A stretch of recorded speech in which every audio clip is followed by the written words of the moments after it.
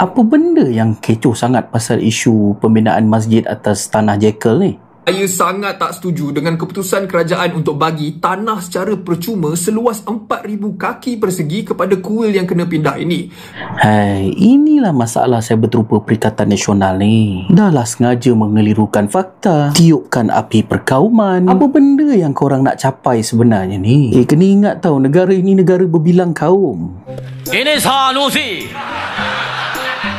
Wah sudah kasih 8 tapak kuih balu punya. Tengok. Bila belah-belah kau yang bagi, kau diam pula.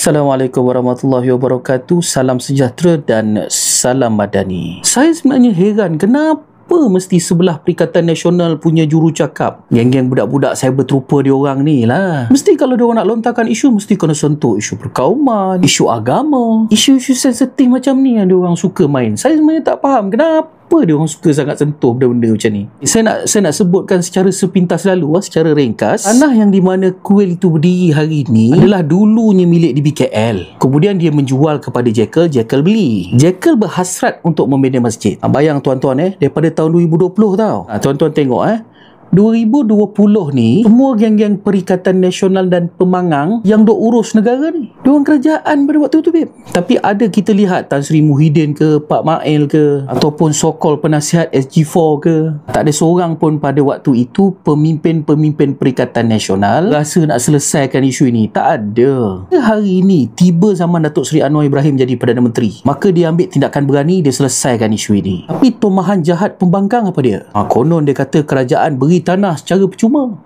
Saya sangat tak setuju dengan keputusan kerajaan untuk bagi tanah secara percuma seluas 4,000 kaki persegi kepada kuil yang kena pindah ini. Tanah dekat kawasan Jalan Masjid India tu sangatlah mahal. Kalau setiap satu kaki persegi bernilai sebanyak RM2,500, maksudnya kerajaan telah bagi tanah bernilai sebanyak RM10 juta kepada mereka. Inilah jahatnya tomahan pembangkang ni. Secara sepintas lalu, kerajaan tak beri pun tanah tu secara percuma. Apa yang kerajaan lakukan adalah menggantikan lokasi dengan memberikan satu lagi tanah yang direservekan sebagai ribi. Mana ribi ni? Kalau riba, geng-geng sana pandailah, lajulah kalau riba. Ribi bang, ribi. Ribi ni maksudnya rumah ibadat bukan Islam. Adakah kerajaan bagi je tanah tu? Tak, tanah kerajaan punya. Di lokasi yang sedia ada ni, bolehlah Jekyll teruskan hasrat untuk membina sebuah masjid. Itulah yang dinamakan win-win situation. Bijak kan Datuk Seri Anwar sebagai Perdana Menteri menyelesaikan isu ini. Jadi selesailah. Hari baik, bulan Ramadan yang mulia, kita tak bergaduh dengan kawan-kawan kita yang beragama Hindu. Mereka dapat teruskan kuil mereka, kita dapat masjid. Tak bagus ke?